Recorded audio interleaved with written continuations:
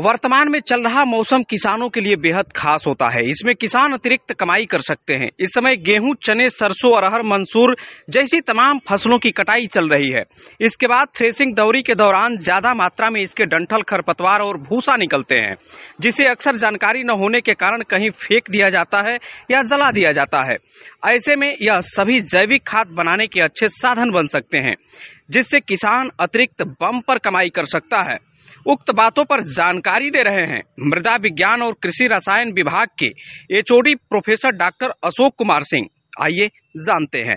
हाँ, ये बड़ा अच्छा समय है जब गेहूं की कटाई चल रही है, चने की कटाई चल रही है, सरसों, अरहर, मसूर, धनिया, ये सभी फसलें जो रबी में बोई गई थी अब वो कटाई की स्थिति में हैं, कट भी रही हैं। किसी किसी की दवाई या थ्रेसिंग हो रहा है, तो थ्रेसिंग और दवाई के बाद बहुत सारा मात्रा में भूसा निकलता है, खूंटी निकलती है, उनके डंठल निकलते हैं, जो अक्सर कहीं न कहीं फेंक दिए जाते हैं या जला दिए जाते हैं या उसको अनुपयोगी समझ करके छोड़ दिया जाता है। ऐसी स्थिति में ये सभी हमारे लिए जैविक खाद बनाने के बहुत अच्छे साधन हैं। बस करना क्या है कि जो किसान भाई अपने लिए जैविक खाद बनाना चाह रहे हों, या तो वो सीमेंट और ईंटे की मदद से टंकियां बना लें, या टंकी नहीं बनाना चाह रहे हैं तो प्लास्टिक के लंबे लंबे टंकी बना सकते हैं, प्लास्टिक के जो सीट हैं उनके माध्यम से, या बांस के खपाचियों का भी बना सकते हैं, या फिर ये कह सकते हैं कि ज़मीन पे सीधे खड़ा कर सकते हैं। इसके लिए उनको करना क्या होगा कि मिट्टी और ये जो हमारे भूसे हैं ये और गोबर, और अगर ज़्यादा सक्रिय हैं तो कुछ जो है फास्फेट सॉल्बलाइजिंग बैक्टीरिया के कल्चर मिल जाते हैं कृषि सेवा केंद्रों पे, एजेटोबैक्टर का कल्चर मिल जाता है सेवा केंद्रों पे, राख फास्फेट मिल जाता है। अगर इनमें से कुछ भी नहीं मिल पा रहा है तो ऐसे स्थिति में अगर कहीं हवन होता है, पूजा पाठ होता है, तो वहाँ की राख भी इस्तेमाल कर सकते हैं और कम से कम गोबर में कंपोस्ट खाद बना सकते हैं। तो इसके लिए करना क्या होगा, आज जो हमारे पास फसल के अवशेष हैं, मतलब गेहूं का भूसा, चने का भूसा, अरहर का टट्ठर, छोटे छोटे टुकड़ों में जिनको काटा है, उनको जमीन पर फैला दें और इस तरह से फैलाएं कि उनकी ऊंचाई लगभग 8 इंच हो जाए, 8 इंच मोटाई हो जाए। इसके बाद उसको क्या करें कि गोबर और पानी का घोल, मतलब कि 1 बाल्टी पानी में आप लगभग आधा किलो 1 किलो गोबर डालें और घोल बना लें और उसको पूरे डंठल पे ऐसे चारों तरफ छिड़काव कर दें।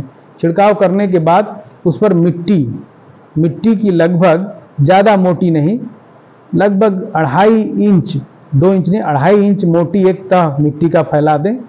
तह फैलाने के बाद फिर पानी और गोबर का घोल का छिड़काव कर दें और भरने के बाद मिट्टी और गोबर से पूरा लेप लगा दें और लेप लगा करके उसको छोड़ दें।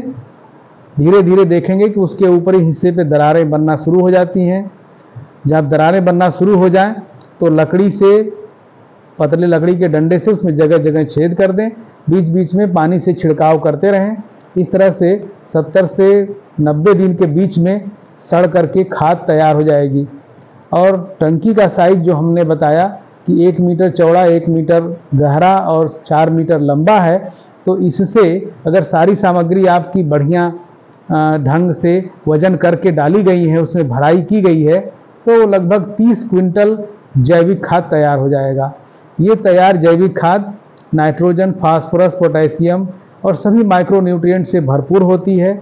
इतना ही नहीं, आप आगे जुलाई से आगे जो भी फसल बोना चाहेंगे उस फसल में ये जैविक खाद प्रयोग करने के लिए पूरी तरह से तैयार है। बनाने का खर्चा इसका प्रति किलो 1 से 1.5 रुपये पड़ता है। यहीं बाजार में जब किसान भाई खरीदने जाते हैं तो 400 से 500 रुपये का जैविक खाद के नाम से 40-50 किलो की बोरी मिलती है। के बचे हुए फसलों के अवशेष से बहुत अच्छा कंपोस्ट तैयार हो सकता है। चाहे तो अपने खेत में इस्तेमाल करें या उसको पाउडर बना करके, चाहे तो मार्केट में आप उसकी सप्लाई करके अच्छा पैसा भी प्राप्त कर सकते हैं।